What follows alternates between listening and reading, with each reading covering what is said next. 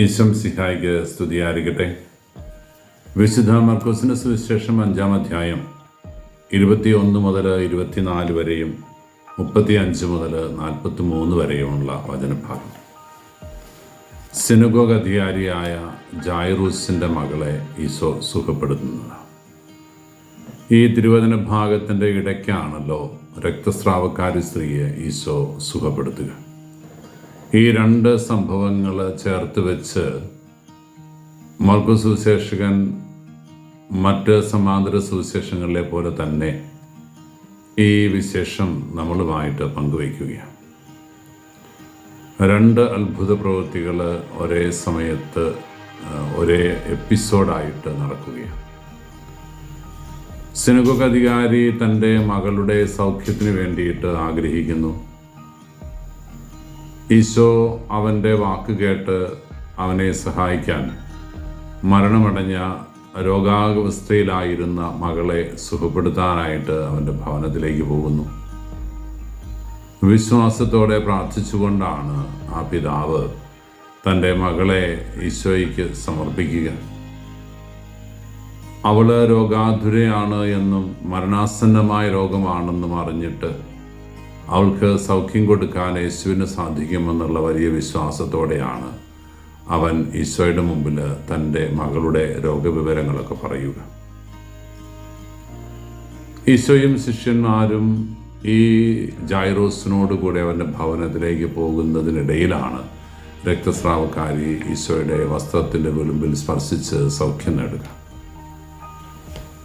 അതിനുശേഷം ഈശോയും ശിഷ്യന്മാരും ജായിറൂസിൻ്റെ ഭവനത്തിലെത്തുന്നതാണ് അടുത്ത വിവരണം.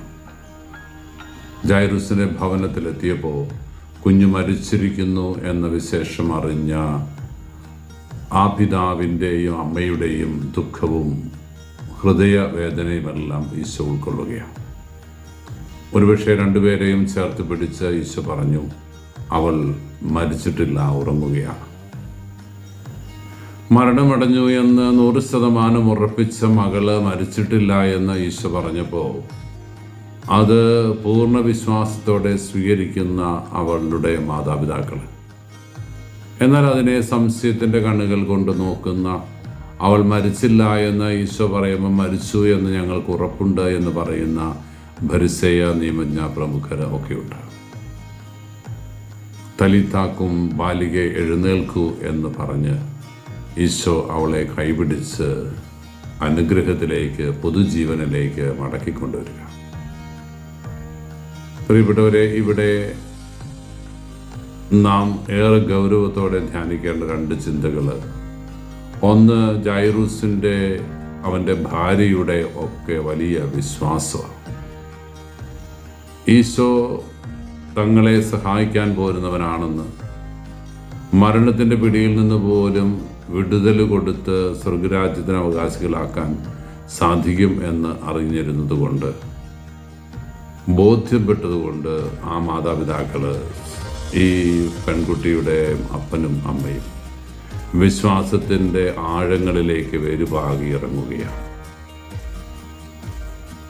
ഈശോ അവളുടെ ഭവനത്തിൽ പ്രവേശിച്ച് അത്ഭുതം പ്രകടിപ്പിച്ച് കുഞ്ഞിനെ ജീവനിലേക്ക് തിരിച്ചു കൊണ്ടുവന്നപ്പോൾ വേറെയും ചിലർ മനസ്സാന്തര അനുഭവത്തിലേക്ക് കടന്നു വരുന്നു. കർത്താവിനെ രക്ഷകനും നാഥനുമായി അവർ അംഗീകരിക്കുന്നു, ഏറ്റുപറയുന്നു. പ്രിയപ്പെട്ടവരെ, നമ്മുടെ വിശ്വാസ ജീവിതത്തെ പുനഃപരിശോധിക്കേണ്ട സമയമായി എന്ന് ഗൗരവത്തോടെ നമ്മൾ തിരിച്ചറിയണം.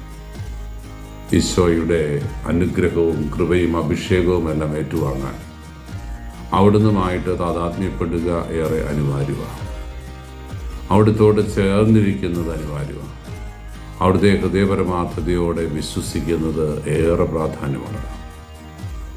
അതുകൊണ്ട് തന്നെ ഇവിടെ വിശ്വാസത്തിൻ്റെ തേജോഗോപുരങ്ങളായി മാറുന്ന കുറേ കഥാപാത്രങ്ങൾ.